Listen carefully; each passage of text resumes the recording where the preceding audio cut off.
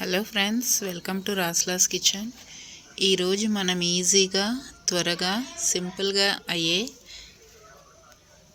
కుక్కర్లో పరమాన్నం ఎలా చేయాలో చూద్దాం. ముందుగా ఒక 1 గ్లాస్ రైస్ తీసుకొని కుక్కర్లో వేసి 3 గ్లాసెస్ వాటర్ వేసుకొని పెట్టుకోవాలి. రైస్ మొత్తం మెత్తగా ఉడికిపోతుంది.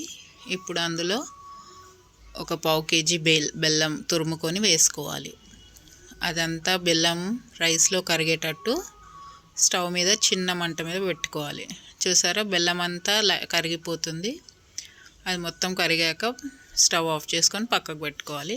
ఇప్పుడు అందులోకి డ్రై ఫ్రూట్స్ కోసం పక్కనే నెయ్యి పెట్టుకొని అందులో డ్రై ఫ్రూట్స్ ఇంట్లో ఏవి ఉంటే అవి వేసేసుకొని అవి కొద్దిగా ఫ్రై అయ్యాక ఇప్పుడు పచ్చి కొబ్బరి, కొద్దిగా ఇలాచీ పౌడర్ ఇంట్లో పరమాన్నంలో వేసేసుకోవాలి.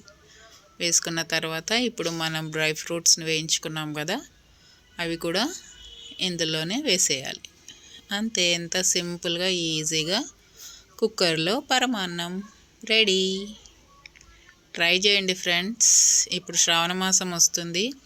త్వరగా ప్రసాదాలు అవి చేసుకోవాలంటే మనకి టైము సరిపోదు కదా. ఇలా ఈజీగా కుక్కర్లో వేసుకోండి, త్వరగా అయిపోతుంది. Thank you for watching. నేను ప్రసాదం కొద్దిగా దేవుడికి నైవేద్యం పెట్టుకున్నాను, అదే మీకు చూపిస్తున్నాను. Okay, thank you. Please do like, share, subscribe and comment to my channel, friends.